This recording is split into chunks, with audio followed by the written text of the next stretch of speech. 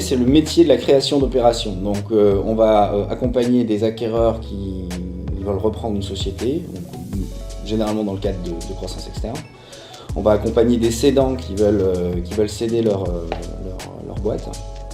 On va accompagner des personnes qui veulent faire rentrer un fonds d'investissement au capital dans le cadre de levée de fonds.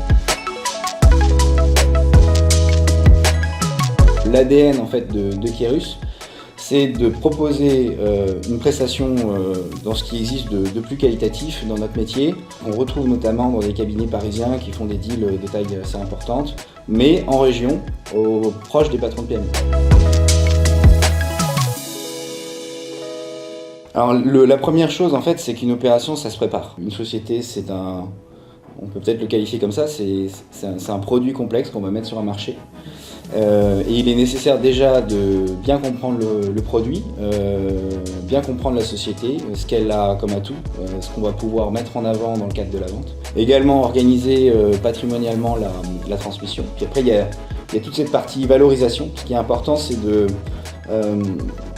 d'avoir vraiment ce recul par rapport au marché pour savoir à combien on peut valoriser la société. La plupart du temps, il s'agit d'arriver à trouver les bons équilibres en termes de valorisation, de structuration d'opérations, pour que ça se fasse. Parce que la finalité, c'est quand même que les opérations se fassent. Exactement. En fait, on est une sorte de maître d'œuvre de l'opération, mais ce qui ne nous empêche pas d'avoir des connaissances techniques dans toutes les matières qui vont être nécessaires sur l'opération. Ça peut être la partie financière, ça peut être la partie juridique ou même fiscale ou même sociale. On ne peut pas faire notre métier, à notre avis, correctement sans avoir cette expertise multisectorielle, bien évidemment toujours sur les notions qui sont rattachées à l'opération.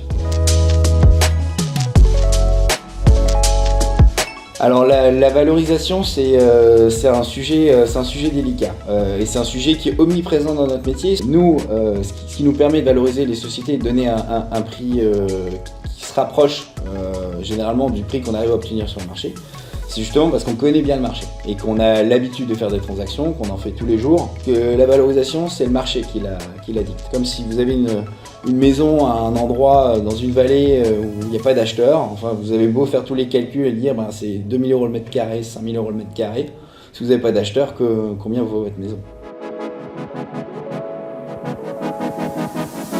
Alors déjà, il faut s'assurer que la communication qu'on fait sur la société soit claire et limpide pour un acheteur. Un acheteur a besoin de confiance pour faire une transaction, et plus il va avoir de confiance, plus il va vouloir, et plus il est prêt aussi à donner des conditions qui sont intéressantes pour le cédant. Ensuite, une grosse part de notre métier, c'est la créativité. Il faut arriver à trouver des idées de personnes qui pourraient être intéressées par la structure, d'où l'importance d'arriver à avoir un screening du marché relativement large. Et enfin, il y a toute cette partie accompagnement, une fois qu'on a des préaccords entre un acheteur et un vendeur. Donc nous, notre rôle, c'est d'arriver à trouver les bons dosages de compromis pour l'acheteur et pour le vendeur, toujours dans l'objectif que l'opération se fasse. Alors, ce qui est plutôt de bien et plutôt d'assez intuitif dans notre façon de fonctionner, c'est que nos intérêts sont complètement alignés à ceux du client. C'est-à-dire que lui veut faire une opération dans ces conditions, il la fera que si les conditions qu'on arrive à lui amener sont celles qu'il attend. Et donc, très clairement, aujourd'hui, à nous de travailler pour qu'il ait ce qu'il souhaite. Et nous sachant qu'on est souvent rémunéré, enfin pas souvent mais tout le temps rémunéré au succès, on a des intérêts qui sont parfaitement en adéquation avec notre client. Donc il y a vraiment une relation de partenariat dans le cadre de ce projet-là qui est une cession ou une acquisition.